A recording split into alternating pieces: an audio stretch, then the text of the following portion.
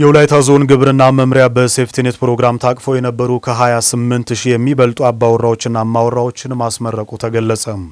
የተረጅነት እሳቤ ለመቀልበስ መንግስት የጀመረው እንቅስቃሴ በርካቶችን ወደ ምርታማነት ማሸጋገሩን ያመላከቱት ደግሞ የወላይታ ዞን ዋና አስተዳዳሪ ረዳት ፕሮፌሰር ሳሙኤል ተሰማ ናቸው። የደቡብ ኢትዮጵያ ክልል አደጋ ስጋት ስራ አመራርና ምግብ ዋስትና ኮሚሽን ኮሚሽነር ወገኔ ብዙነህ በበኩላቸው በክልሉ በሴፍቲኔት ፕሮግራም ኑሯቸውን ያሻሻሉ ተመራቂዎች ዳግም ወደ ድህነት እንዳይመለሱ ሰፊ ስራዎች እየተሰሩ መቆየታቸውን ተናግረዋል። አለማየሁ አልቶ በዝርዝር ያስመለክተናል።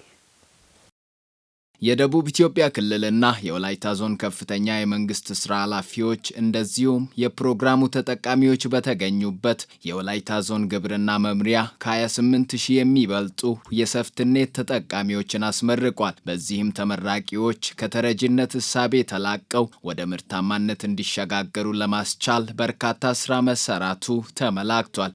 እያንዳንዱ ሴፍቲኔት ተጠቃሚ 33300 ብር ተላልፎላቸው ግማሹ በሬ የገዛበት ግማሹ በጎቹን የገዙበት ባለፉት 2 ዓመታት ብልጽግና ፓርቲ የሚመራው መንግስት ተረጅነትን ለማስቀረት በሰራው ስራ አበራታች ለውጥ ተገኝቷል።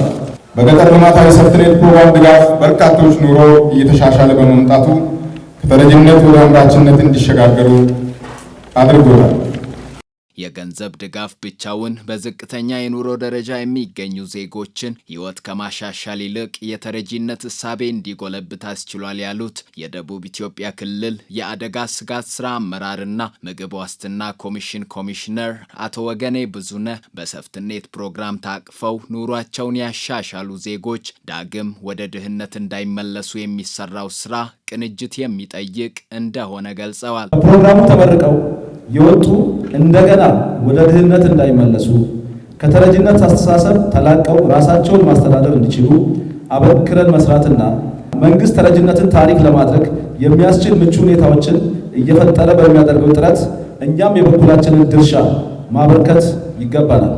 በህይወት አጋጣሚ ለችግርና ረሃብ መጋለጣቸውን ያስታወሱት ተመራቂዎቹ በሴፍቲኔት ፕሮግራም ታቅፈው ባገኙት የገንዘብ ድጋፍና ልዩ ልዩ የኑሮ ማሻሻያ ስልጠና ኑሯቸው መሻሻሉን ተናግረዋል። ባዶ ያለው ግጦሽ መሬት አለ፣ የእርሻ መሬት አለ። እሱን ለመስራት ባርም የለም ምንም በሌለበት ቦታ ላይ በዚህ ለራሴ እየተጠቀምኩት ሳር የነበረውን ቤቱን ቆርቆሮ ቤት መልሼ ቆርቆሮ ቤትን ሰርቼ አሁን ደግሞ ከራሴ ተርፎ ከልጆችን ተርፎ ሌላውን ለማገዝ ደረሰው በዚህ ሴፍቲኔት ፕሮግራም በልማታዊ ሴፍቲኔት ፕሮግራም ነው። ቃሲንታው ከዘልአዳ ኢከጦሳጊ ኮጋዳ ፈጣሪ ካለ ነግጄ ራሴን ለመለወጥ አስቤ እቆጥባለሁ። እንዲህና እንዲያ እያደረኩ ኑሮዬን ለማሻሻል ጥረት ማድረግ የጀመርኩት ከፈጣሪ በታች በሴፍቲኔት ድጋፍ ነው።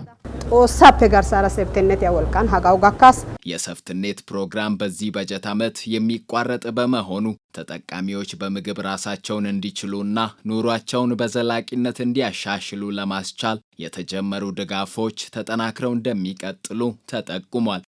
20% በኦሞና በሳሮታ ዩኒየን ላይ እየተቆጠበ ነው የመጣው።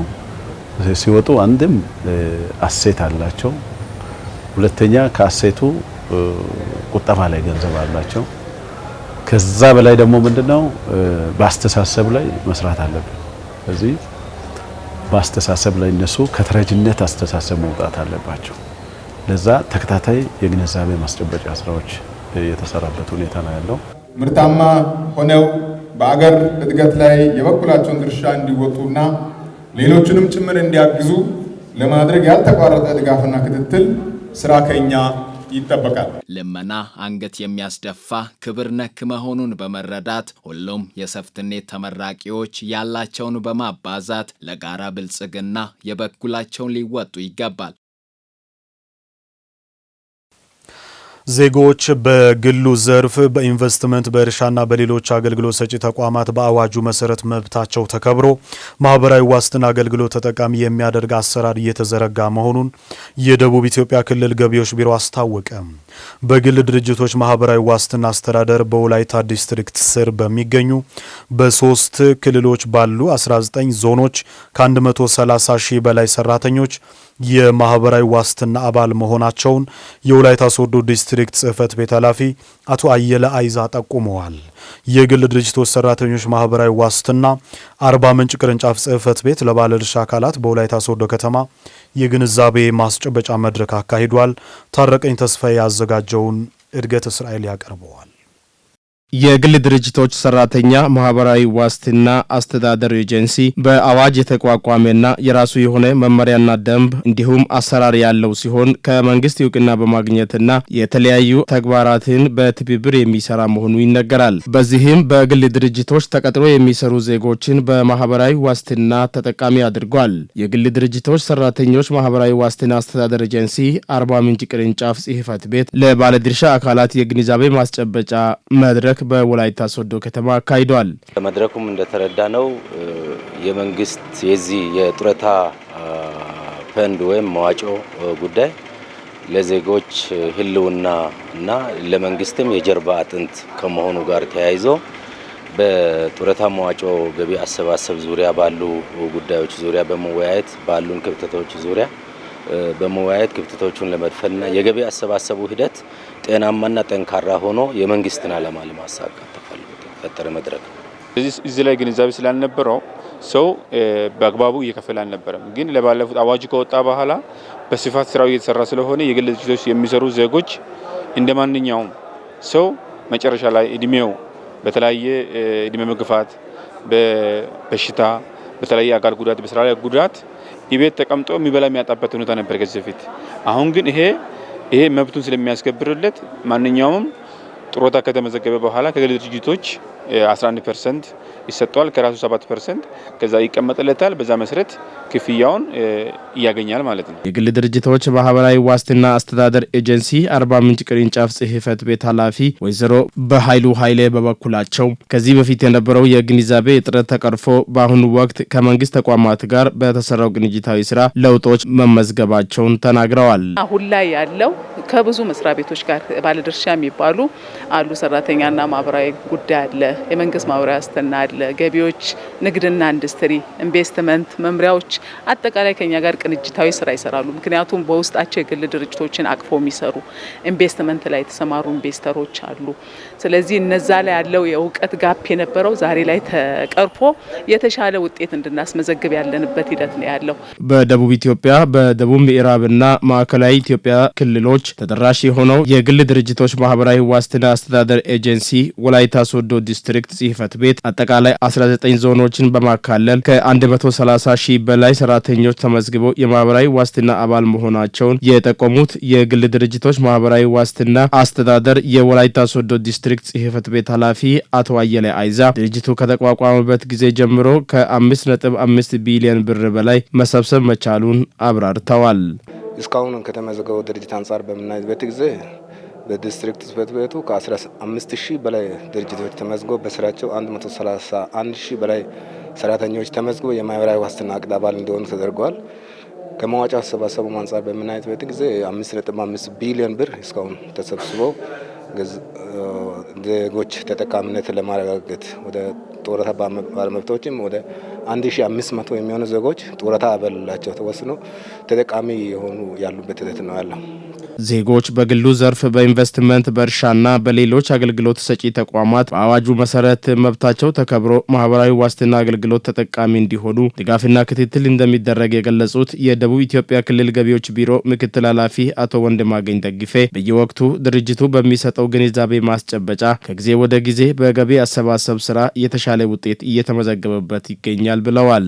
በግል እርሻ ኢንቨስትመንት ላይ የተሰማሩ ኢንቨስተሮች፣ አገልግሎት ሰጪ ተቋማት፣ ሆቴሎች ሊሆኑ ይችላሉ፣ ሌሎች ማኑፋክቸሪንግ ላይ የተሰማሩ ሰዎች፣ ቀጣሪዎች ለሰራተኞቻቸው በቂ ግንዛቤ ኖራቸው የስራ ደህንነታቸውን ተጠብቀው የሰራተኞች ምርታማነት እንዲጨምር ሰራተኞቻቸው ማህበራዊ ዋስትና አገልግሎት ተጠቃሚ እንዲያደርጉ ይደረጋል። በሂደቱም ይሄን በማያደርጉ ድርጅቶች ላይ የገቢዎች ቢሮ አመታዊ ግብሩን ሲያስከፍል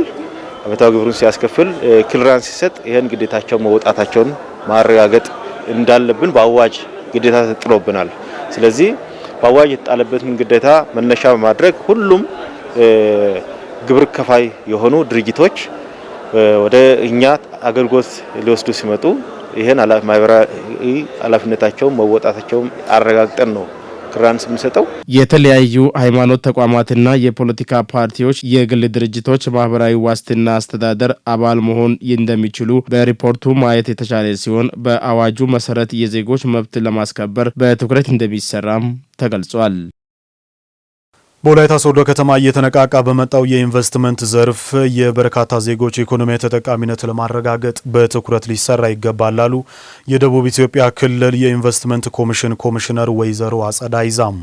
በከተማው 152 ፕሮጀክቶች ስራ ላይ መሆናቸውን የገለጹት የወላይታ ሶዶ ከተማ ከንቲባ ወይዘሮ እታገኝ ኃይለ ማርያም መሬትን ለባለ ሀብቱ ከማስተላለፍ ረገድ የሚስተዋሉ ክፍተቶችን ለማረም እየተሰራ ነው ብለዋል።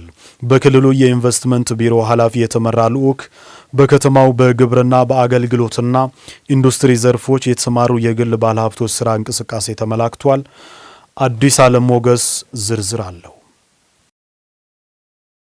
በአንድ አካባቢ የኢንቨስትመንት አማራጮችን ማስፋትና ምቹ ሁኔታን መፍጠር ለዜጎች የስራ ዕድልን ከመፍጠር ባለፈ የገበያ እንቅስቃሴ እንዲሳለጥም አይነተኛ ሚና ይጫወታል። የደቡብ ኢትዮጵያ ክልል ኢንቨስትመንት ኮሚሽን ኃላፊ ወይዘሮ አጸዳ አይዛ የተመራ ልዑክ በወላይታ ሶዶ ከተማ በተለያዩ የኢንቨስትመንት ዘርፎች የተሰማሩ የግል ባለሀብቶችን የስራ እንቅስቃሴ ቃኝቷል። በከተማው ባደረግነው የመስክ ምልከታ የኢንቨስትመንት ዘርፍ እየተነቃቃ መምጣቱን ተመልክተናል ያሉት የክልሉ ኢንቨስትመንት ኮሚሽን ኮሚሽነር ወይዘሮ አጸዳ አይዛ በአንዳንዶች የሚስተዋሉ ችግሮችን በፍጥነት መፍታት እንደሚገባ ተናግረዋል። ሶዶ ከተማ አንጻር አሁን ያሉ የኢንቨስትመንት ቦታዎች በተለይ አዲሱ ክልላችን ከተመሰረተ በኋላ ፈቃድ ወስደው ወደ ስራ የገቡ ፕሮጀክቶችን ነው እየጎበኘን ያለ ነው። ደቡብ ኢትዮጵያ በአዲስ መልክ ከተደራጀ በኋላ ወደ ስራ የገቡትን ነው። አሁን አንዳንዶቹ ፈጥነው እየገቡ ነው፣ አንዳንዶቹ ደግሞ ፈጥነው እየገቡ አይደለም። ስለዚህ ፈጥነው የገቡትን ለማበረታታት ወደ ኋላ የቀሩትን ደግሞ ፈጥኖ እንዲገቡ የማድረግ ስራ ነው ሶዶ ከተማ ላይ እየሰራ ነው ያለ ነው። በከተማው 152 ፕሮጀክቶች ከ13 ቢሊዮን ብር በላይ በሆነ ካፒታል እየሰሩ ይገኛሉ ያሉት የወላይታ ሶዶ ከተማ ከንቲባ ወይዘሮ ታገኝ ኃይለ ማርያም ለአልሚ ባለሀብቶች መሬትን ከማቅረብ በተጨማሪ ግንባታቸውን በተያዘላቸው ጊዜ ገደብ ከማያጠናቅቁ ባለሀብቶች ቦታውን በመንጠቅ ለአልሚዎች እናስተላልፋለን ብለዋል። እንደ አጠቃላይ በከተማችን አሁን ወደ 152 የሚሆኑ ፕሮጀክቶች ናቸው አክቲቭ ሆነው ያሉት። እንደዛም ሆኖ በሙሉ አቅም ወደ ስራ የገቡት እንዳለ ሆኖ እንደ ከተማ አስተዳደር የስራ አጡን ቁጥር ለመቀነስ በሚደረገው ጥረት የኢንቨስትመንት ዘርፉ መጠናከር እንዳለበት እናምናለን።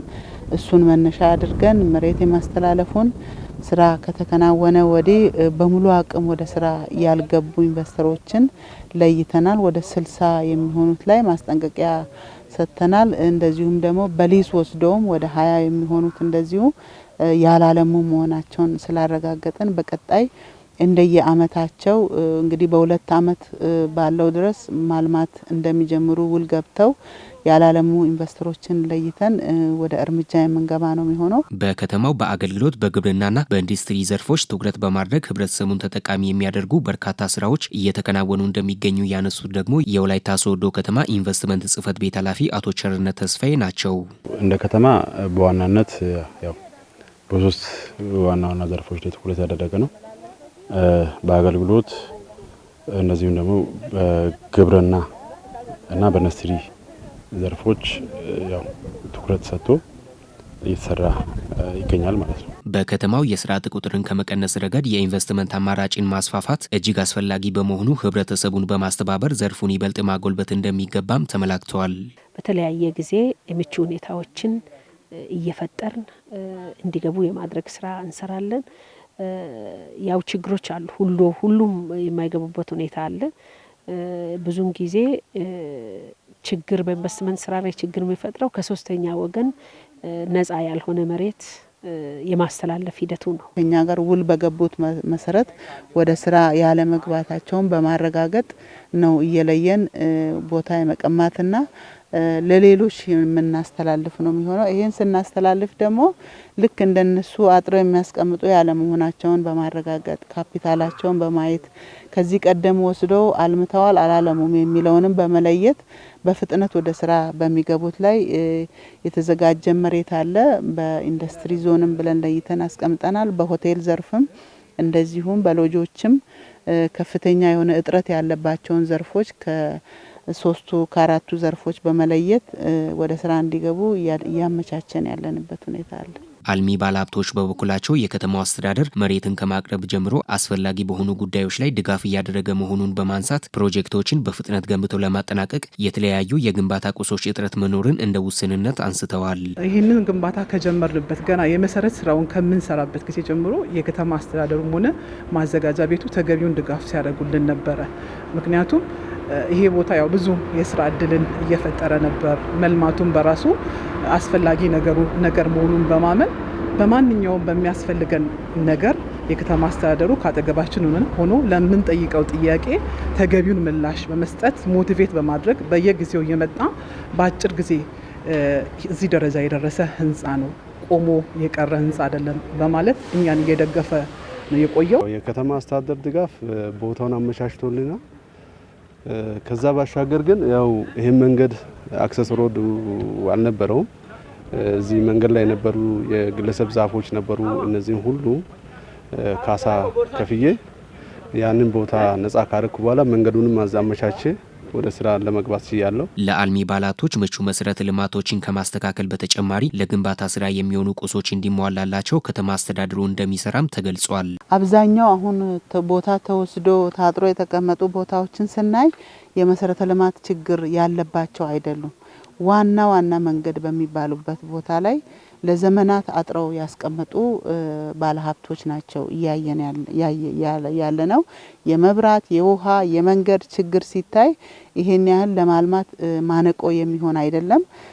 ቀጣይ ግን እነሱ ጋር ያለውን የምንቀማው እንደተጠበቀ ሆኖ ሌሎችንም መሰረተ ልማት ምቹ ሁኔታን ከመፍጠር አንጻር ለይተን የትራንስፎርመር በጋራም እንደዚሁም ደግሞ ባለሀብቱ ራሱ አሁን ባለው ህጉን ተከትሎ ባለሀብቶችም በራሳቸው ምቹ ሁኔታ እየፈጠሩ እያለሙ ያሉ እኛ የመንገዱንም በትብብር በመስራት እንደዚሁም ደግሞ የውሃና የመብራት ዝርጋታ ለማድረግ በከተማ የውሃም ችግር የለም።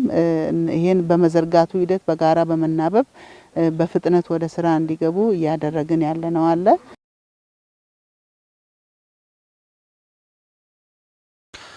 ሁሉም አካባቢዎች በመሰረተ ልማት በማስተሳሰር ለዜጎች የሚመቹ ከተሞችና የገጠር መንደሮችን ለመገንባት የውስጥ ገበያ አማራጮችን ማሳደግ ይገባል አሉ የወላይታ ዞን ዋና አስተዳዳሪ ረዳት ፕሮፌሰር ሳሙኤል ተሰማም።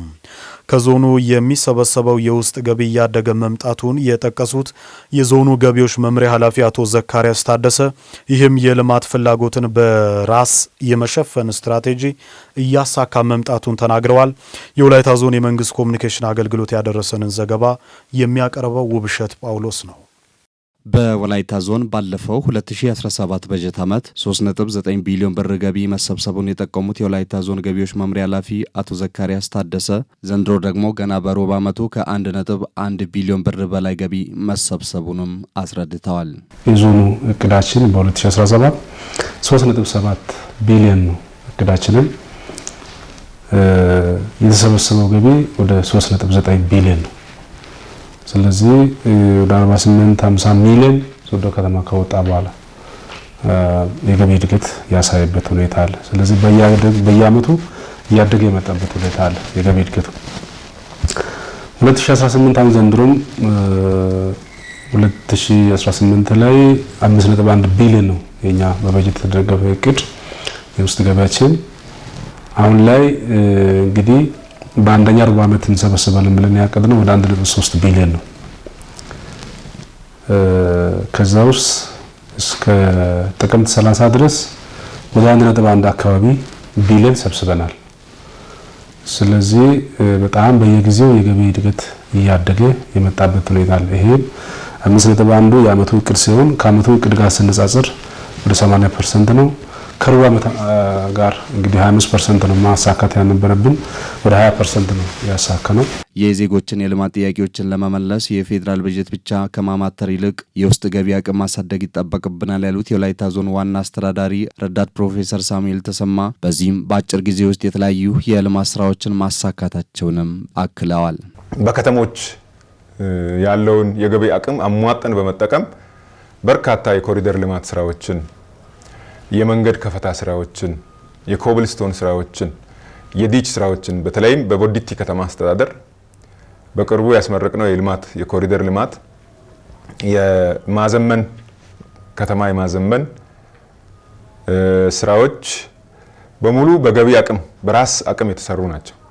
በአረካ ከተማም ተመሳሳይ አረካ ላይ የተሻለ ኮሪደር ልማት የተሰራው መንገድ ከፈታዎች በርካታ የጠጠር መንገድ በርካታ የከፈታ መንገዶችን በፊት ያልታሰቡትን በሙሉ በህዝብ ንቅናቄ በገቢ በራስ ገቢ እየሰራ ነው ልማት አለ። ለነዋሪዎች የሚመቹ ከተሞችን ለመፍጠርና የገጠር መንደሮችንም በመሰረተ ልማት ለማስተሳሰር ብሎም አገልግሎት ሰጪ ተቋማትንም ዲጂታላይዝ ለማድረግ የውስጥ ገቢ አቅም ማሳደግ ይኖርብናል ብለዋል ዋና አስተዳዳሪው። እንደዚሁም የማዘመን በተለይ ማዘጋጃ ቤት አገልግሎትን የማዘመን ለዛ የሚሆኑ ኮምፒውተሮች፣ የባለሙያ ስልጠና፣ ሌሎች በርካታ ከዛ ጋር አብሮ ተያይዞ ያሉ ፓኬጆችን በሙሉ ገዝተን የተጠቀምነው በራስ አቅም ነው። 2017 ላይ በዞን ደረጃ ከፍተኛ የሆነ የመኪና ችግር ነበር። ስለዚህ ወደ 56 ሚሊዮን ብር አውጥተን መኪና ግዢ ፈጽመናል። ይሄም ከውስጥ አቅም ነው፣ ሌላ የተለየ ገንዘብ ኖሮ አይደለም። ስለዚህ ገቢ ላይ በደንብ አድርገን ከሰራን ያሉ የኢንፍራስትራክቸር ችግሮችን፣ የቢሮ ችግሮችን፣ የመኪኖች ችግሮችን፣ የህብረተሰቡን የታችኛው ህብረተሰብ ላይ ያለውን የህዝቡን ችግር በቀላሉ መቅረፍ እንደምንችልና ህዝቡ ደግሞ አሁን በሚያየው ነገር ተስፋ ሰጪ ነገር እንዳለ እየተማመንን የመጣንበት ሁኔታ ነው ያለው። በቀጣይም በሁሉም አካባቢዎች መሰረተ ልማት ተደራሽ ለማድረግ የውስጥ ገቢ አማራጮችን ማሳደግ ወሳኝ በመሆኑ ሁሉም ግብር ከፋዮችም ግዴታቸውን በተገቢው እንዲወጡም የወላይታ ዞን ገቢዎች መምሪያ ኃላፊ አቶ ዘካሪያስ ታደሰ አሳስበዋል። ኮብልስቶን ብቻ ወደ 120 ሚሊዮን ኮሪደር ልማት ብቻ 120 ሚሊዮን ነው የተሰራው። አረካ ላይ መንገድ ከፈታ፣ ዲች፣ መብራት፣ ትራንስፎርመር፣ ፐብሊክ ፋርማሲ፣ ሌሎች ጨምሮ አረካ ላይ የተሰሩ ስራዎች ኦልሞስት በውስጥ ገቢ ወደ 240 ሚሊዮን በ17 እና 16 የተሰራበት ሁኔታ 16 ማገባደጃ አካባቢ። ስለዚህ ይሄ ሁሉ የተሰራው ከውስጥ ገቢ ነው።